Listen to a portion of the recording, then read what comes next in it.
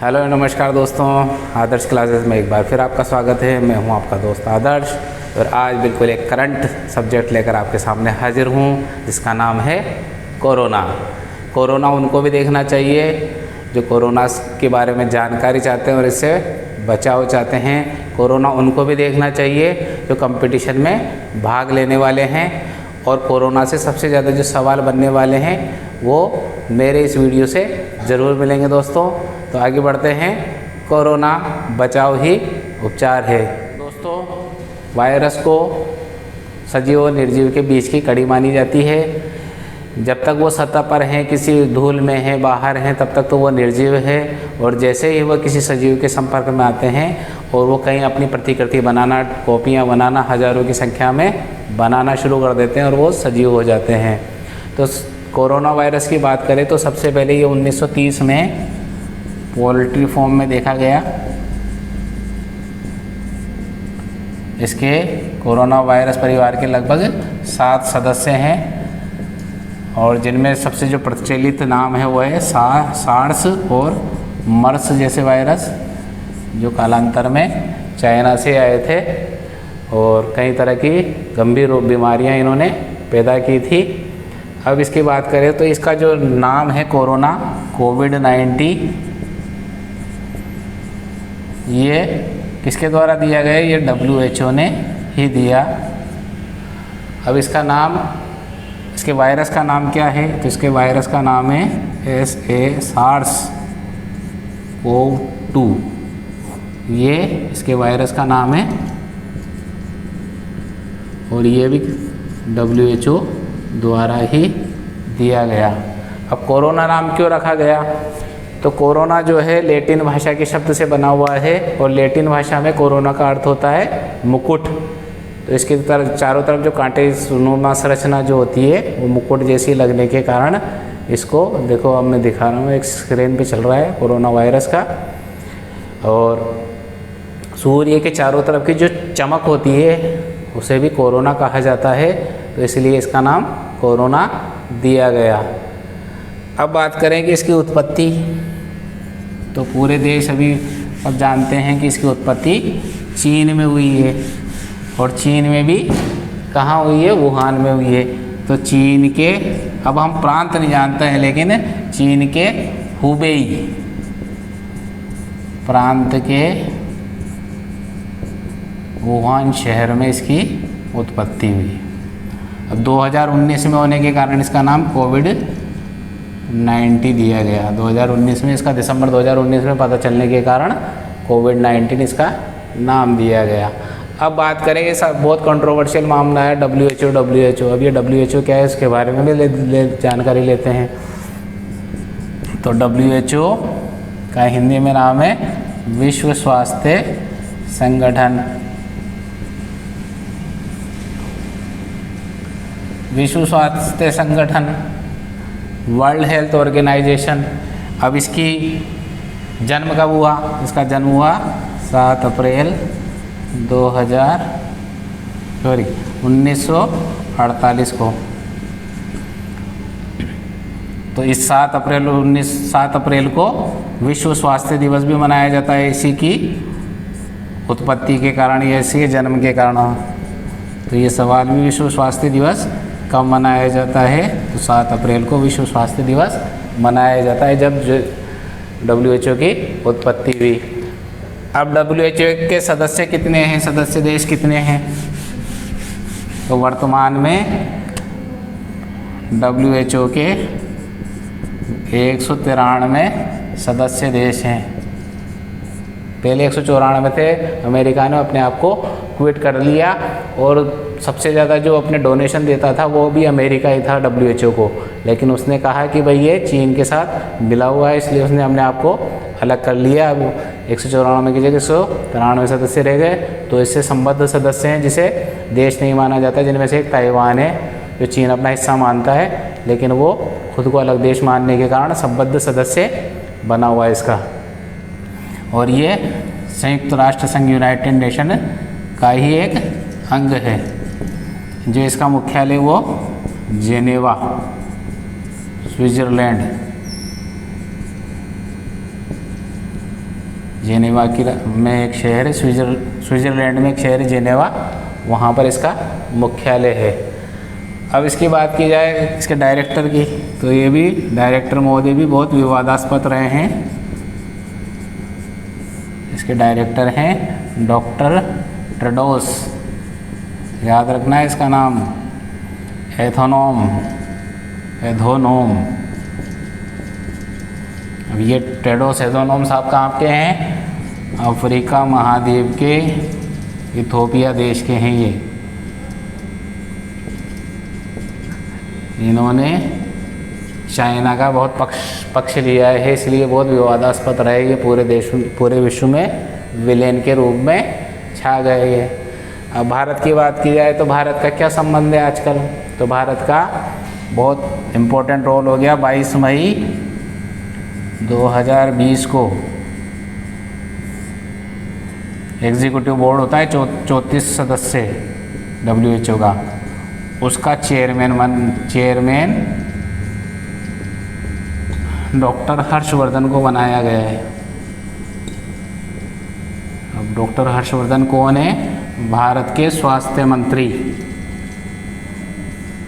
उनको इसका चेयरमैन बनाया गया। तो भारत की बहुत दखल हो गया इसमें विशेष। इसका डिप्टी डायरेक्टर 2 होते हैं इसमें, डिप्टी डायरेक्टर या उप महानिदेशक 2 होते हैं WHO में। उनमें से एक जो है वो भारत की है, उनका नाम है सौम्या स्वामीनाथन।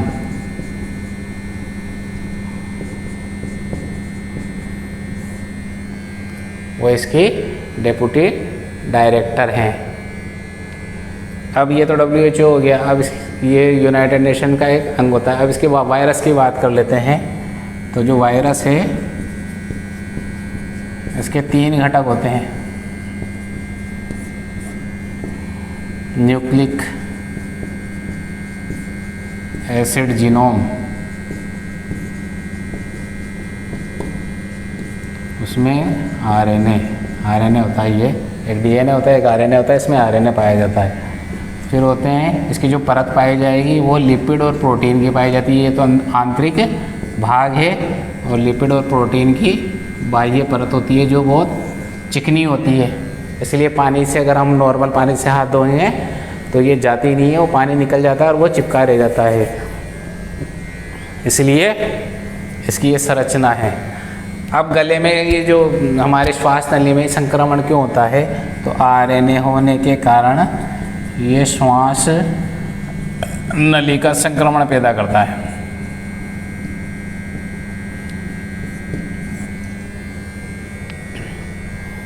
अब जैसे ही एक आदमी एक छींकता है, भाई वायरस, ये मास्क क्यों लगाया जाता है?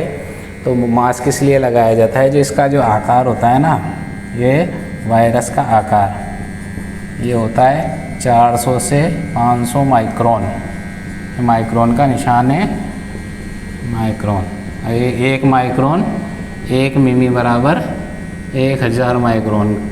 तो 500-400 मिमी लगभग आधा mm आकार हो गया। तो मास्क हम डबल लेयर लगाएंगे तो बचा हो जाएगा। नॉर्मल मास्क भी लगाएंगे कपड़े का तो प्रवेश नहीं कर सकते वो, इसलिए कोई विशेष मास्क लगाने की आवश्यकता नहीं है।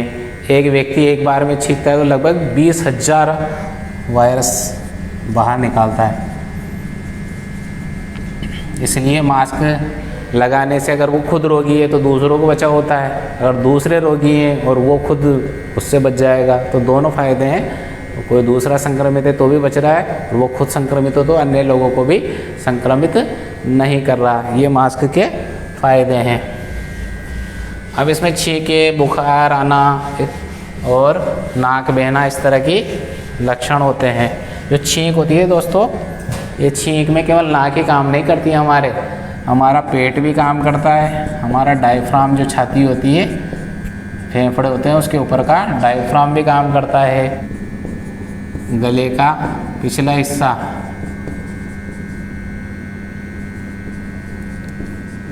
और आँखें,